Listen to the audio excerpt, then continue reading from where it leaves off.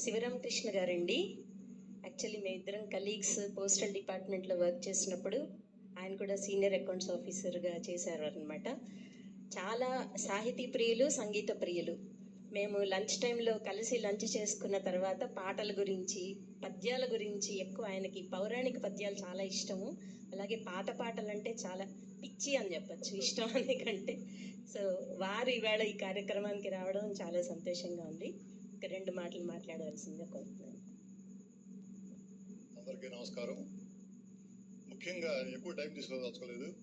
ఒకే ఒక్క వాక్యంలో చెప్పాలంటే, ఆకలి తప్పికలతోటి డస్సి ఉన్న మనుషులకి ఒక విందు భోజనం పెట్టి ఒక తాంబూలం ఇచ్చి నృత్య సంగీత కార్యక్రమం ఏర్పాటు చేస్తే ఆస్వాదించమంటే ఎలా ఉంటుందో ఇవాళ అంత మధురానుభూతి చెందాను. ఇవాళ కడుపు నిండిపోయింది. ఇంటికెళ్ళి భోజనం చేయాల్సిన అవసరం కూడా లేదేమో అనిపిస్తుంది అన్నమాట.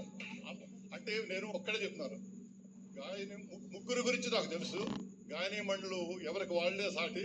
ఈ ముగ్గురు గాయని మండలి కన్నా కూడా ముఖ్యంగా నేను ఆర్కెస్ట్రాని ప్రత్యేకంగా అభినందిస్తున్నాను. ప్రత్యేకంగా ఎందుకంటే ఈ వీళ్ళు పాడిన పాటలు అంత తేలికైన పాటలు కాదు. వాటికి సరైన ఆర్కెస్ట్రా సహకారం, ఇప్పుడు కీబోర్డ్ కానివ్వండి, తబలా కానివ్వండి, ఇవి కానీ ఈ మూడు కూడా ఎంతో అద్భుతంగా చేశారు.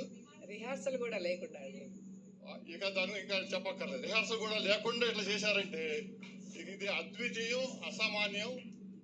ఇది ఈ ప్రోగ్రాం మాత్రం నేను దాదాపుగా మర్చిపోలేను. అంత బాగుంది. నాకు ఈ అవకాశం కల్పించిన మీ అందరికీ కూడా ప్రత్యేకంగా ధన్యవాదాలు.